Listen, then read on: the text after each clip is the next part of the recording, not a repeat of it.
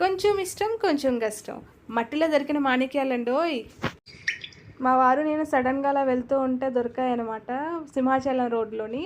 So 4 డొక్కులు ₹100 తీసుకున్నాము.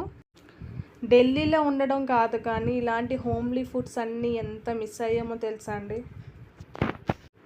So నిన్న తీసుకొస్తే మొత్తానికి ఈరోజు దాన్ని ఏమంటారు బాయిల్ చేశాను అనమాట.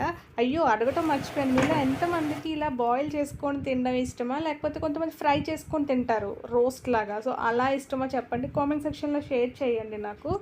మాకైతే బాయిల్ చేసుకొని తినడమే ఇష్టం. లక్కీగా ఆ రోజు వర్షం పడింది, చల్లగా ఉండడంతో ఇది వేడివేడిగా తింటే ఉన్నది చూడండి కిక్కే వేరండి అసలు నిజంగానే. మా అబ్బాయి అయితే అసలు తినను అని గోల్ చేసేసాడు అనమాట. అలా కాదు నాన్న, ఎప్పుడు ఈ కేఎఫ్సి పిజ్జాలే కాకుండా ఇలాంటి ఫుడ్స్ కూడా తినాలి అని ఒక్కటి టేస్ట్ చూపించానండి. ఇంకా అయితే అసలు వదిలిపెట్టలేదు, చాలా చక్కగా తిన్నాడు. నేనైతే హ్యాపీగా ఫీల్ అయ్యాను అనమాట. వ్లాగ్